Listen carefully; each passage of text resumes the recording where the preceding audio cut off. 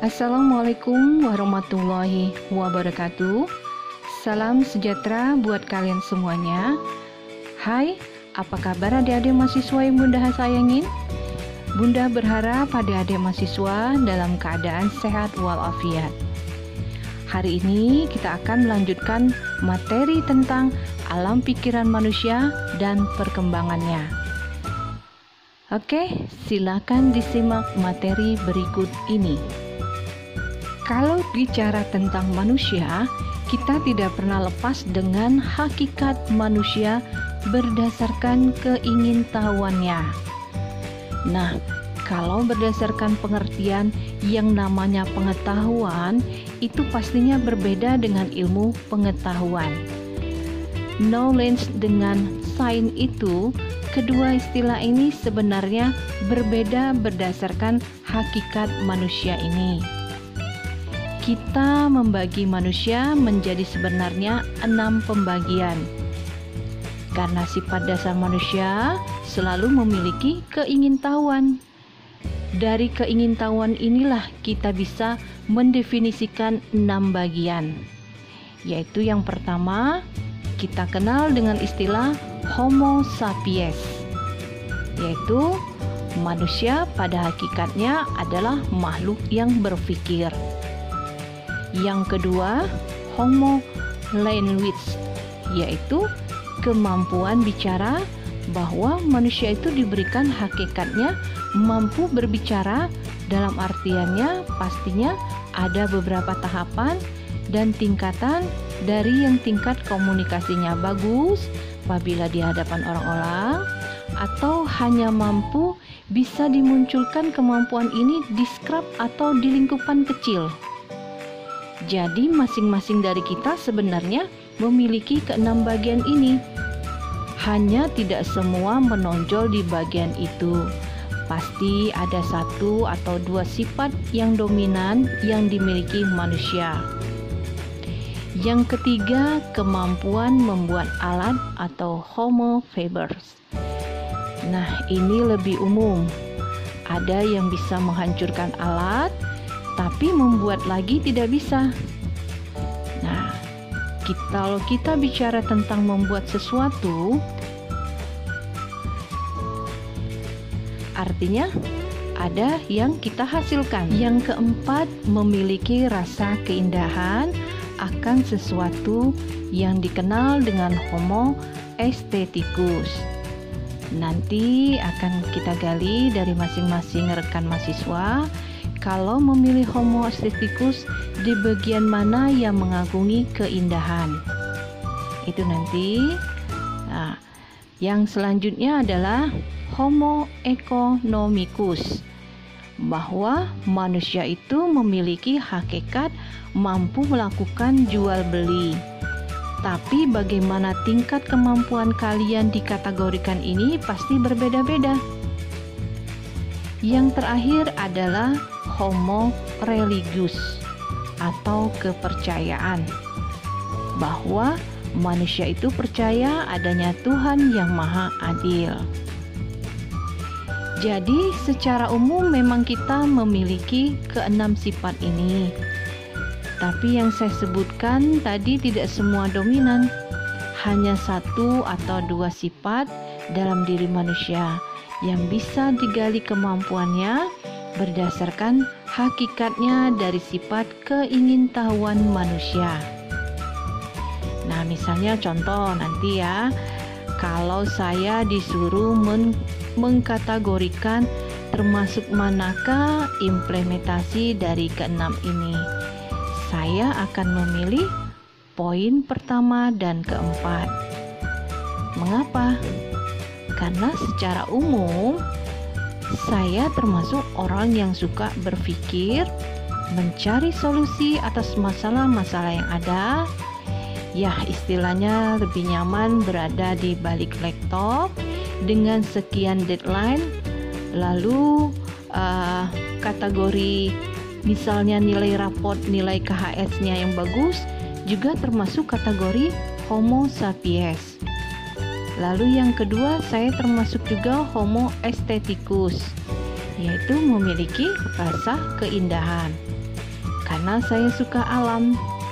Dari keindahan alam itu, kita bisa melihat betapa besar kekuasaan Allah kepada kita sebagai manusia, sehingga sifat rasa syukur kita atas segala sesuatu yang ada dalam diri kita wujudkan dalam bentuk rasa syukurnya.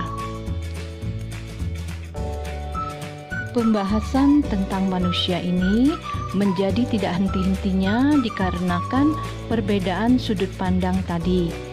Berikut beberapa definisi yang dikemukakan oleh beberapa orang, diantaranya yaitu Socrates.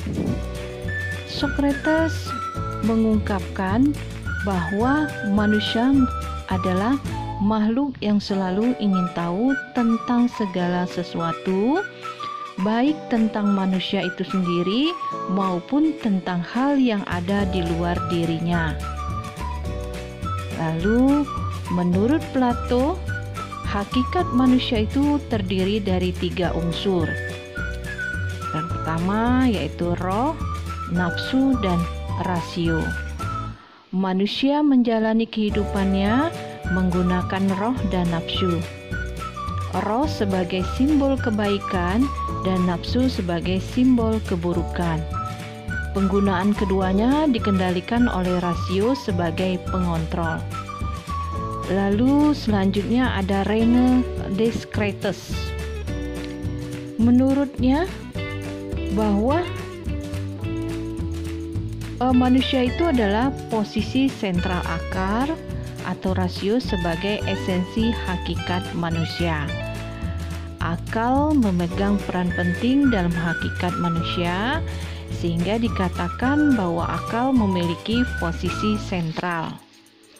Selanjutnya, Thomas Hobbes. Thomas Hobbes mengungkapkan bahwa salah satu hakikat manusia adalah kontrak sosial, yaitu manusia sebagai makhluk sosial yang ditandai dengan keberadaan kontrak sosial di dalamnya. Manusia tidak dapat menjalani kehidupannya secara sendiri-sendiri. Oleh karena itu, harus ada saling menghargai antara sesama dan saling menjaga hak-hak orang lain. 2 hal ini diperlukan untuk menjaga keharmonisan hidup manusia. Selanjutnya, John Locke. John Locke mengatakan bahwa manusia dilahirkan laksana kertas bersih, kemudian diisi dengan pengalaman-pengalaman yang diperoleh dalam hidupnya. Manusia terlahir dalam keadaan tidak punah daya yang diibaratkan sebagai kertas putih. Ketidakberdayaan tersebut membutuhkan bantuan orang lain untuk memberikan pengalaman-pengalaman dalam hidupnya. Lalu ada Immanuel Kant. Immanuel Kant mengungkapkan bahwa manusia adalah makhluk rasional yang bebas bertindak berdasarkan alasan moral. Manusia bertindak bukan hanya untuk kepentingan diri sendiri. Ia mendefinisikan manusia sebagai makhluk rasional yang mengandalkan rasio. Namun, Kant menambahkan peran moral dalam penggunaan rasio tersebut, sehingga manusia dituntut untuk berbuat bukan hanya untuk kepentingannya sendiri, tapi juga harus memperhatikan kepentingan orang lain di dalamnya. Yang terakhir ada Ramayulis. Ramayulis menyatakan bahwa manusia adalah merupakan kesatuan wujud antara fisik dan psikis, serta didukung oleh potensi-potensi yang ada, membuktikan bahwa manusia sebagai ahsan at-ta'win dan menempatkan manusia pada posisi yang strategis, yaitu hamba Allah, Allah, dan khalifah Allah, atau bahasa Arabnya khalifah fil ard. Manusia terdiri dari 2 unsur, yaitu fisik dan psikis. Kedua unsur tersebut mempunyai potensi masing-masing yang saling melengkapi untuk mengokohkan hakikat manusia sebagai hamba Allah dan khalifah Allah di bumi. Berdasarkan pandangan-pandangan yang telah dikemukakan, menyatakan bahwa hakikat manusia tidak mungkin dijelaskan secara tuntas oleh pemikiran filsafat yang hanya mengandalkan kemampuan akal. Satu-satunya jalan yang paling meyakinkan adalah dengan merujuk ke sumber dari Sang Pencipta manusia. Itu siapa? Yaitu Allah Subhanahu wa Ta'ala.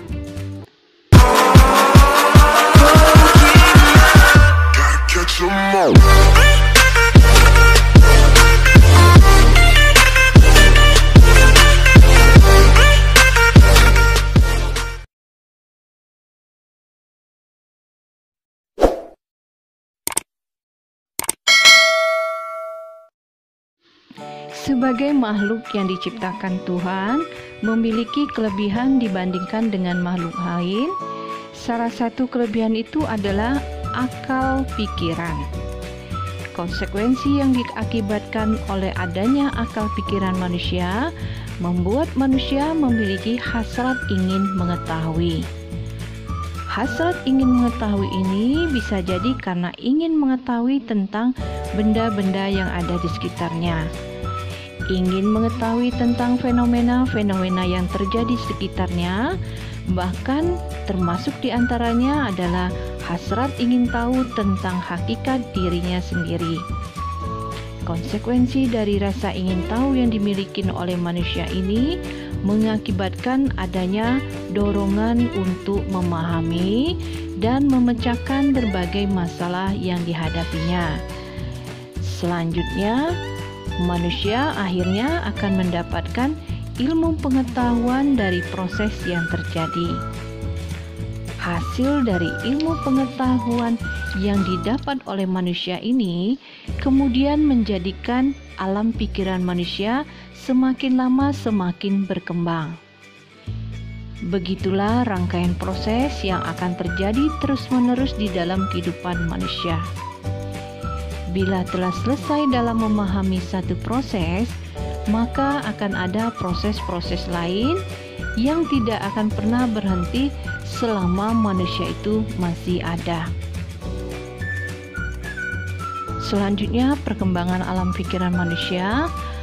Manusia sebagai makhluk yang diciptakan oleh Tuhan memiliki akal dan pikiran, akan menggunakan pikirannya tersebut dalam memenuhi hasrat berpikirnya. Manusia memiliki hasrat ingin tahu tentang segala sesuatu yang ada di sekitarnya atau terhadap sesuatu yang dapat dirasa oleh indera manusia itu sendiri. Rasa ingin tahu inilah yang kemudian mendorong manusia untuk menjelaskan gejala-gejala alam dan berusaha untuk memecahkan fenomena-fenomena alam tersebut. Dengan demikian, maka manusia yang berusaha memecahkan masalah-masalah atau fenomena-fenomena alam tersebut akan menjadikan manusia mendapatkan pengetahuan tahap demi tahap. Pengetahuan yang didapat oleh setiap manusia ini berbeda-beda dalam masing-masing manusianya. Semakin tinggi hasrat ingin tahu seseorang manusia terhadap suatu gejala alam dan kemudian berusaha untuk memecahkan gejala alam tersebut, maka semakin banyak pengetahuan yang akan terkumpul dalam diri manusia itu. Pengetahuan yang terkumpul semakin banyak akan terus berkembang, akan meningkatkan juga daya pikir manusia. Hal ini menjadikan manusia semakin lama semakin meningkat di dalam ilmu pengetahuan dan pola pikirnya. Walaupun manusia sudah diciptakan oleh Tuhan menjadi makhluk yang paling sempurna dibandingkan dengan makhluk-makhluk Tuhan yang lain, namun tidak selamanya manusia dapat menyelesaikan semua masalah yang ada pada dirinya dan masalah yang ada di sekitarnya. Alam pikiran manusia tidak selamanya dapat menemukan jawaban dari setiap permasalahan yang ada pada lingkungan di sekitarnya, baik yang dekat maupun lingkungan yang jauh. Bahkan manusia dengan pikirannya sendiri kadang-kadang tidak akan mampu menemukan jawaban dari fenomena yang terjadi pada dirinya sendiri. Tetapi tentunya dengan keterbatasan yang dimiliki manusia tidak serta-merta menjadikan manusia menjadi menyerah. Keterbatasan yang dimiliki manusia akan menjadikannya berpikir bagaimana cara untuk menghilangkan keterbatasan tersebut atau minimal meminimalisir keterbatasan itu sehingga menjadikan aktivitasnya menjadi mudah. Sebagai contoh, seorang tunanetra yang mengalami kesulitan dalam membaca, terus berpikir bagaimana caranya agar dia bisa dapat membaca. Tentu, membaca seperti orang yang memiliki penglihatan normal tidak akan mampu dilakukannya. Hal ini dialami oleh Louis Brandelin. Dia berusaha mencari cara bagaimana caranya agar dia dapat membaca, dan akhirnya ia menciptakan sebuah huruf baru yang sekarang kita kenal dengan huruf Braille. Sebenarnya masih banyak fenomena-fenomena alam yang belum terpecahkan oleh pikiran alam manusia yang mungkin saja akan mampu dipecahkan oleh pada masa yang akan datang.